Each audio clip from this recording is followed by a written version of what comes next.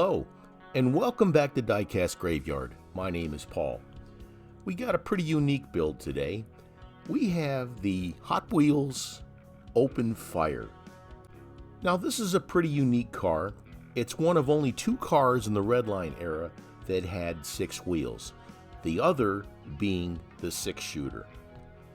This is a pretty sought after car because there really isn't a lot of them out there, and then the ones that are out there are pretty expensive if you're looking on eBay and stuff. But if you're patient and you keep searching and wait, you can definitely get one for a really good price. So we're going to have a lot of fun with this car today. Go ahead and grab your favorite adult beverage, or if you don't drink, grab you a Coke or a cup of coffee or whatever, and join along as we start today's restoration. Let's go ahead and get started with today's build.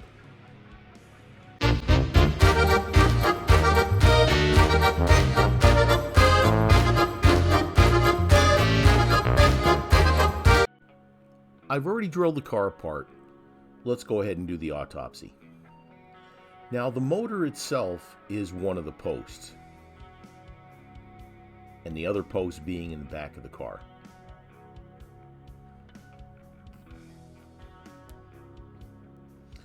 Okay, here's the body. It's got a lot of pits and some scratches in it, so we're definitely going to have to strip that down and polish it. Here's the base. Now what's unique about this is it does have 6 wheels, like I said, but the second set of wheels in the front is actually held in there by a piece of tape. I've drilled out the suspension piece, and we're going to address that a little bit later on, but it's in pretty good shape for what we got here. Now the wheels themselves, all 6 wheels are cap style wheels. 2 large meats in the back and 4 medium meats in the front. The base is in really good shape. We'll be able to polish that up. Here's the engine. Now the post, when I took the car apart, the post was bent, and you do your best to try and straighten it, but it is brittle and it broke, so we're going to have to repair the post. What I'm going to do here is I'm going to take a small piece of the K&S brass tubing, and as long as it fits over the post, you're good to go. We're going to cut a groove in there, and then we're going to fill the tube, the remainder of the tube, with the mixture of super glue and the baking soda to make it nice and hard so we can drill into it. That'll be a really good tip when we get to it. Here's the interior. That looks pretty good. We'll just have to clean that up with soap and water and a toothbrush. Here's the glass. Now it's pretty scratched up, so we're going to have to sand it down lightly and then dip it in the gauzy, and we'll get that fixed up too. But sometimes you can use what you have versus buying new parts. Let's go ahead and continue. Here we're going to dip the body in the embalming fluid, also known as citrus strip. Hold on to it with the forceps there. Knock off the excess, and then let it set for a while so you can see that the paint has bubbled off. After we got it out of the citrus strip and we cleaned it off with Zep degreaser, now we're going to use some flitz and we're going to polish it up. Just use a little bit of the flitz. This is a fantastic product, and a tube like this will last you a very, very long time. But this is pretty much specifically what I use when it comes to polishing the metal parts of the cars, be it the body or the base of the car. Hold on to it really good and get in there and start polishing everything up.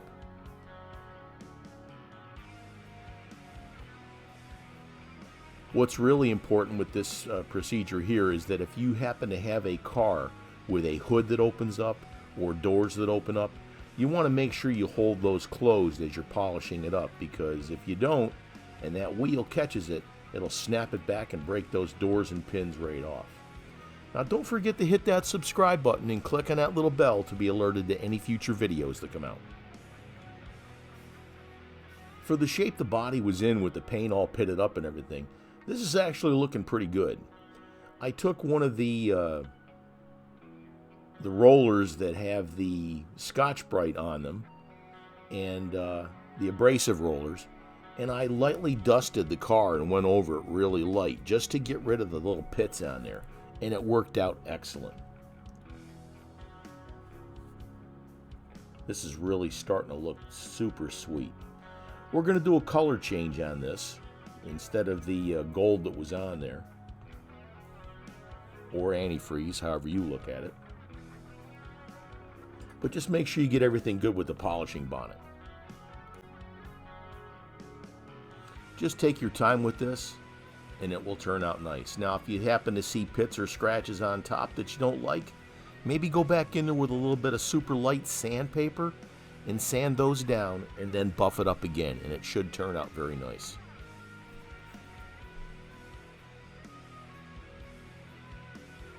I'm definitely really loving where this is going. Now, when it comes to Flitz, in the description there is a special offer for Flitz products. So check that out in the description, and you can get 20% off anything on the Flitz website by following the link and the directions using the code word graveyard. Now it's time to clean up the windshield. Like I said, we're going to lightly scratch this with probably 1,000 or 1,500 grit sandpaper, preferably wet sandpaper. Here's 500. We'll use that to get the real deep scratches, and then come back in with the lighter stuff to make it a lot smoother. Okay, here's what I was talking about with the engine. The post broke off, so we filed that flat, and I took this brass tubing and I cut some grooves in it so it'll fit lower onto the engine. Now we're going to take a small amount of super glue and we're going to mount this to the engine.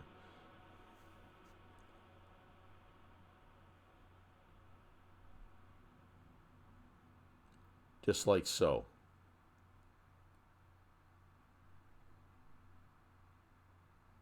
Just make sure that the base of the car fits nice and flat when you put that extension of the brass tube on there, as you see here. That fits nice and flat, so we're good to go. Now, the open fire is designed after the AMC Gremlin, if you couldn't tell.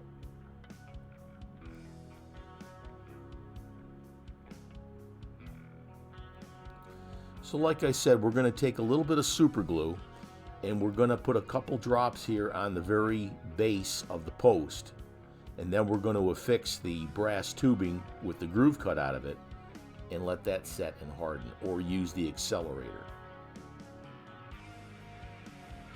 Just like you see. Now there's today's tip from your Uncle Paulie.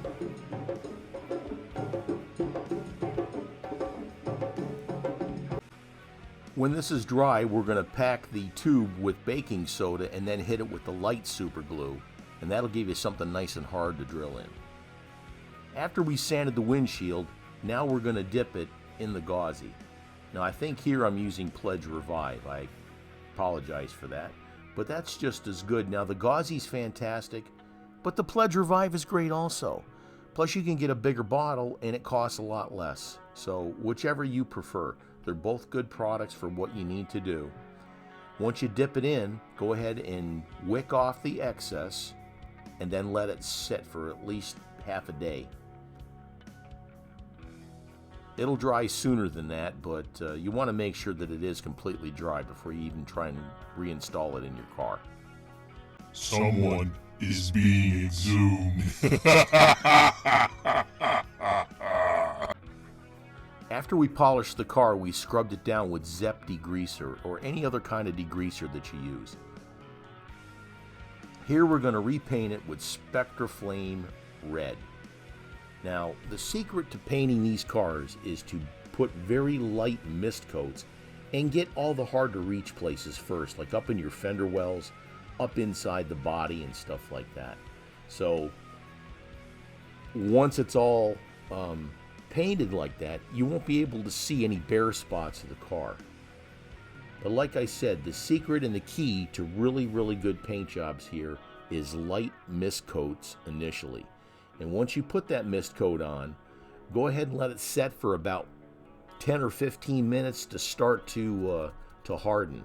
And again, with the light mist coats, your paint won't run, and that's what you're trying to avoid here. Now, this is a fantastic product. I absolutely love the Spectre Flame paints. Now, you got the Spectre Flame and you got the Retro Flame from Second Chance Redlines. Meanwhile, back in the graveyard. This is absolutely beautiful the way things are going here. So once we get the suspension block back in the car, we're going to have to glue that set of second wheels in place. Now again, these are all cap style wheels, and I got my cap style wheels from the Redline shop. Check out what John has to offer at the Redline shop. Go to his website. They've got a lot of great products that you can use for the restoration of your Redline cars. And they've got some other things that you can use for some of your custom projects also. So check that out. Here we've got the suspension piece. It's actually in pretty good shape, like I said. Go ahead and run your razor over to the edge of the tire, push down, and give it a twist. It'll pop those wheels right off.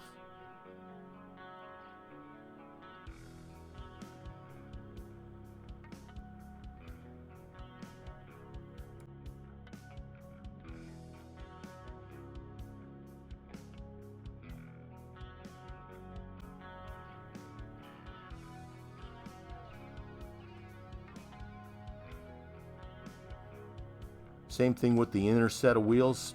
Go ahead and use your razor knife, run it over to the little lip that's on the edge of the cap style wheels, give it a twist, and take those off. Now I save all my old wheels as best as I can.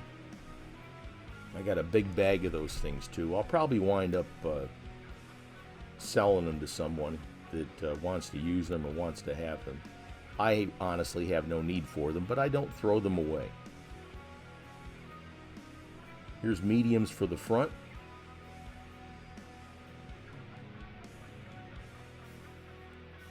Here's the largest for the back.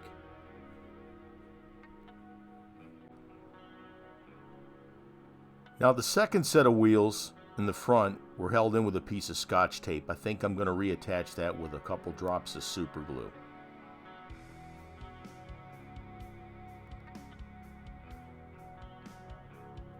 Here's the body, all cleaned up and painted. That looks excellent with that Spectre Flame red. I detailed out the grille and the taillights in the back. Now I know they didn't come that way, but it still made it look better. Here's the engine where we repaired the post. Try that yourself if you have something like that. Here's the windshield that we cleaned up and dipped it in the Pledge Revive. Here's the interior scrubbed out with soap and water. Let's put it all together and have our reveal. And here's what we started with. An AMC Gremlin called the Open Fire. Now again, this was one of the only of two Hot Wheels that came with 6 wheels in the Redline era. The other being the 6-shooter, which I've got a video on there too, so if you want to see that, it turned out pretty decent. We took the car apart. We got the paint off the body. We sanded it down to make it nice and smooth. We repaired the post on the engine. We polished up the body or the base and detailed that up, and then we put brand new wheels on it from the Redline shop. This one here was a lot of fun and I truly enjoyed it. If you can get some of these classics yourself and restore them, that's the fun of this hobby right here, besides doing the really cool customs too. But go ahead and give it a shot. You'll have a lot of fun. And here's the result. We put that beautiful Spectre Flame red on there from the Redline shop, polished it all up, and man, this car turned out absolutely beautiful. I'm very happy with the results of this. Now again, like I said, folks, and I say it all the time, you can do this. You can have a lot of fun with this hobby. All it takes is for you to start, and that's the hardest part of this thing, is for you to start. Now, if you got any questions on airbrushes or compressors or paints or anything like that, leave your question in the comments. I will do my best to get back to you. But I've got a lot of videos in the how-to section on how to do these things yourself. Plus, again, looking for an airbrush, looking for a compressor, and stuff like that. Now, you can start out with a good, low-priced airbrush, and then if you like it, then you can get a more expensive one. But this was a lot of fun. Thank you for joining me today on Diecast Graveyard. We've got a lot more videos coming up in the future, so go ahead and hit that subscribe button. And thank you again for joining me here today. If there's something you'd like to see, put it in the comments. Thank you, and cheers.